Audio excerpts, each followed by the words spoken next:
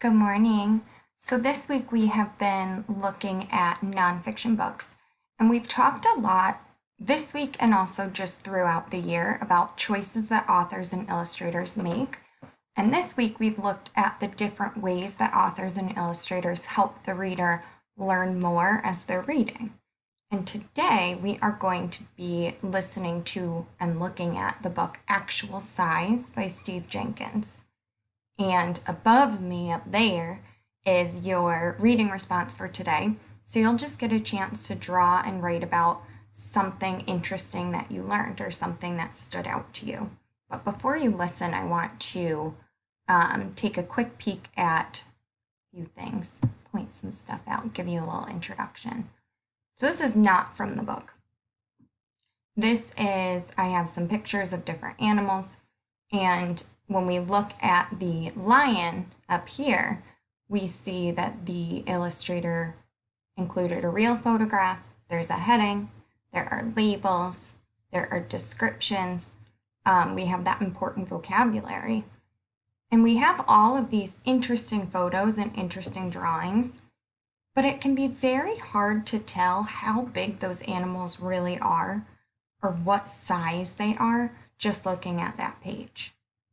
When I look at this one, I see a walrus, but I'm not sure how big a walrus is, and I know it's not the size that it is on the page. So our illustrator, Steve Jenkins, makes some choices that are very, very cool. So the pictures in this book, the illustrations, are the actual size. They're drawn to scale. To scale means they are the size that they are in real life. And so this right here is a page across, it's a double page spread. And that's the size of a giant squid's eye. And you'll see, and I put some pictures in there with some children and their bodies next to them. Steve Jenkins finds a way to really show you how big these animals are. And it's very, very interesting. So an elephant's foot, we might see it in the picture like this, but in real life, this is to scale. We would see that in real life. And so a lot of the big animals, you can't see all of them because they're not the size of the book. Some of them you can only see their eye. Some of them you can only see their tongue. You might only see their tail or their mouth. And so I want you, as you're reading, to see what is new information and what surprised you. Here we have a gorilla's hand.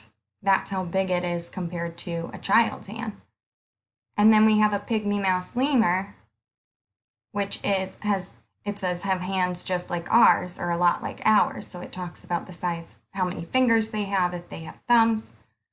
But you can see the size of the hand compared to a child's hand, but also the size of the lemur compared to a child's hand and compared to a gorilla's hand. And the last example I have here is the crocodile.